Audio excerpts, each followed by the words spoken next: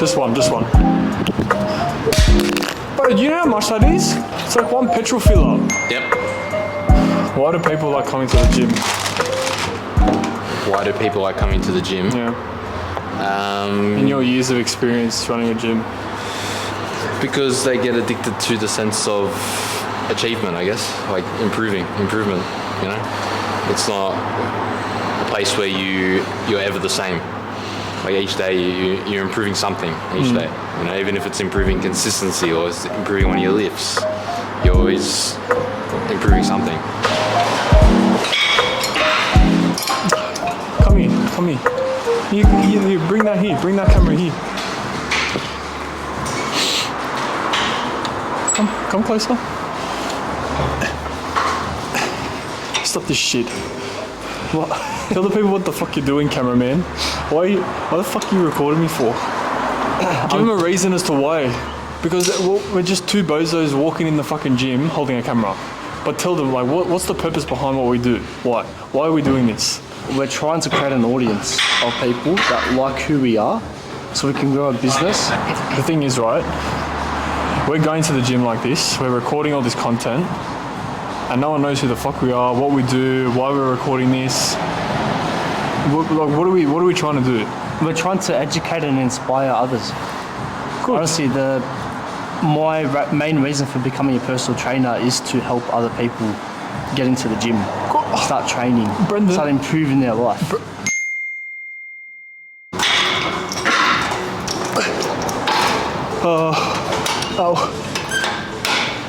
I'm just gonna max it out. So what do you train hard? Like what's training hard mean to you? Well, I never trained hard. I never understood the concept of training hard. I just understood the concept of training to be healthy. You know what I mean? What does that mean? Like, what does training to be healthy mean? Training to be healthy means just moving your body so you don't seize up into a ball of wrinkles. But I've seen fat people that have never trained in their life still be able to walk, to and from, I don't know, their fridge. Yeah. And they can still eat, they can still live, they can still sleep. Yeah. They can still do everything that you need to do as a human being. Yeah. Right, to live a life. Mm-hmm. They might die at 50, but they're still living. Yeah. They're still living. So I guess the point I'm trying to make is there's people out there that have never trained their whole life and only get into training at 40, 50, 60 years old, right? Yeah. What message would you want to send to someone that's, I don't know, in their 20s or 30s that hasn't trained, and they say there's people that have never trained, their peers don't train. Yeah. Why should they train if they say all these people that don't?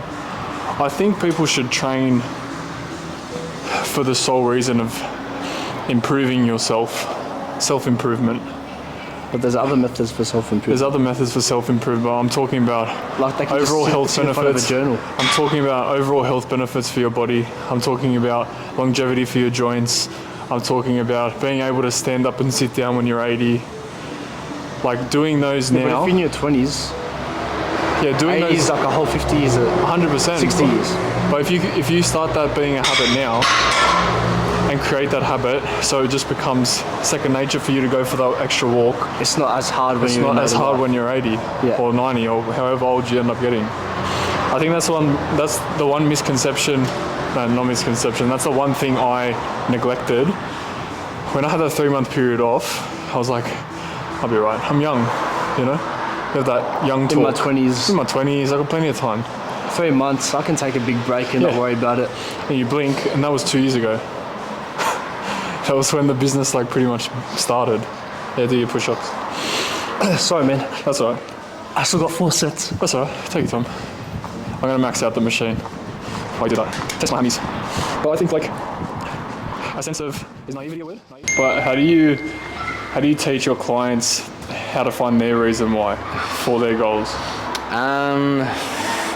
Everyone's different, obviously. Some people are overweight, wanting to lose weight. Some people wanting to get strong. It's setting it up to, it's not like trying to go from 0 to 100. It's just doing little tiny things at a time, let's just get into the gym first. Get it consistently for 3 days. Okay, let's do it consistently for 4 days now. And then it's like, don't worry about the weights, don't worry about even if it's a 30-minute session, just get into the gym, get into a habit.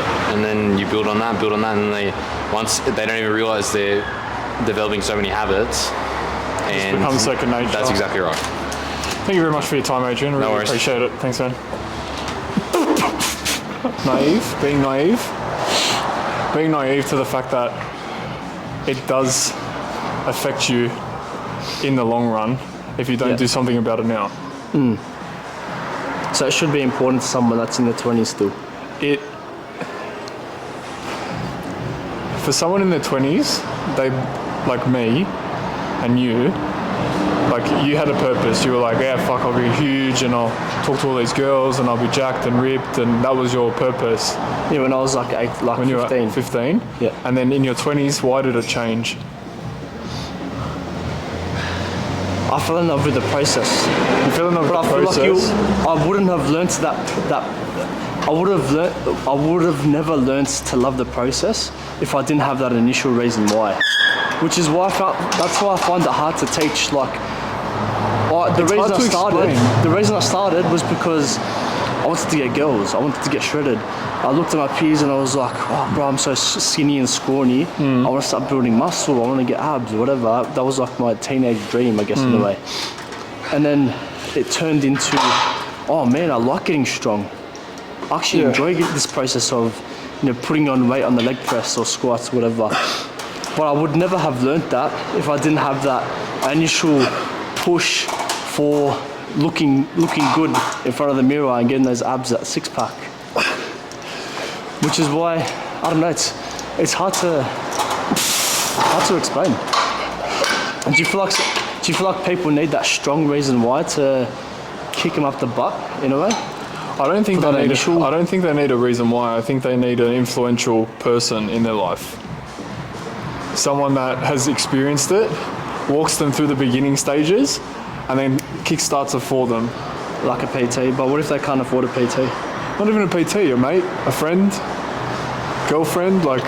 What if they don't have any friends or people around them that live a healthy lifestyle? Well, fortunately for us, we've been in those situations where we have had someone around us, so I can't really comment on the fact of I feel like we're blessed in that way. We're very blessed. But then also I don't think we're blessed because we put ourselves in those situations though.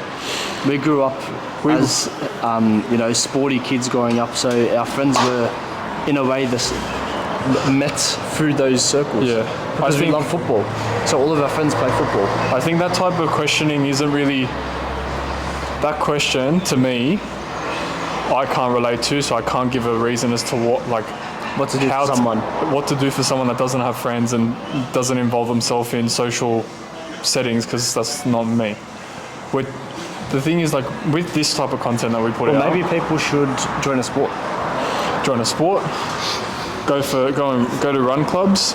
Oh, yeah. Join group training gyms. Community gyms. I decided to put myself in uncomfortable situations to improve myself. Yes. And putting myself in uncomfortable situations. That's what led you to where you are right now. Led me to where I am right now. Gave me the ability to talk on a camera about this. And then also learn how to conversate with people you've never met before in your life. And like we did in Europe, we spoke to random people that we never knew and never met. Anyway, the point I'm trying to make is that life is all about the choices you make, and the choices you make can put you on the path that you never thought you could achieve. To answer your question of, no, it makes sense. We kind of detoured from what you asked me, but it still makes sense because I feel like people need to put themselves in uncomfortable situations to learn and grow. But see, we're saying that from putting ourselves in uncomfortable situations is probably harder for people that maybe watch this. That's the only way to do it though, because like if you've never trained before, you need to start training, and that's going to be uncomfortable to start off with. So you just have to. That's true. You have to put yourself in an environment that makes it slightly easier. Not as daunting. Commercial gyms are hard for girls to go to. Like, Hard for anyone to go to. Right now, it's 90% males in here, and 90% of gyms out there are like, I would say, have a high percentage of males that go there in comparison to females. So as a girl, you'd find it harder to go to your standard gyms, like Anytime Fitness or Fitness First, whatever it is. Yeah.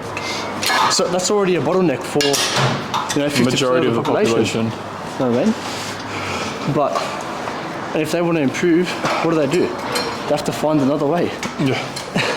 Which is uncomfortable and hard.